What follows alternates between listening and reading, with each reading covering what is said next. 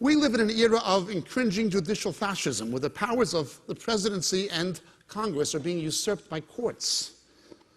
Nobody in their right mind, nobody with a minimum of a fifth-grade education, could read the Constitution or Declaration of Independence and arrive at any other conclusion than this is a theistic document. A plain reading to a person of average intelligence would say the people who wrote this, their intention was that our models of democracy are based on biblical principles and the presupposition of a supreme being. Amen. Somebody with a fifth-grade education.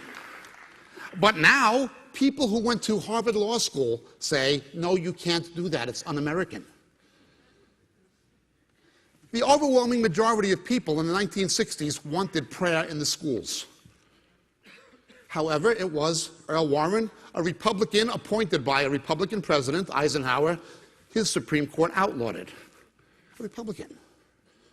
Then there was another Republican Supreme Court justice, Warren Burger, appointed by a Republican, Richard Nixon. Roe versus Wade. Jane Roe, not her real name, is now a born-again Christian and admits the whole thing was a setup. It was not even a legal decision made on the merits of medical science or obstetrics. Purely an argument on right of privacy, without any reference to the embryological realities. Again, a Republican. Now, we have Sandra Day O'Connor, recently retired from the Supreme Court, appointed by Ronald Reagan, another Republican. She wrote the decision you have to remove the Ten Commandments from the judicial building in Alabama, despite the fact that nearly 80% of the American public wanted it there in every poll taken.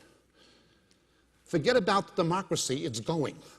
Forget about identifying either being a Democrat or a Republican with being a Christian. I will pray for whoever gets elected, but that's nothing to do with my faith. We will be hated by all nations for his name's sake. Now that this nation has departed from its biblical heritage, democracy and the freedom it has engendered is going out the window quickly.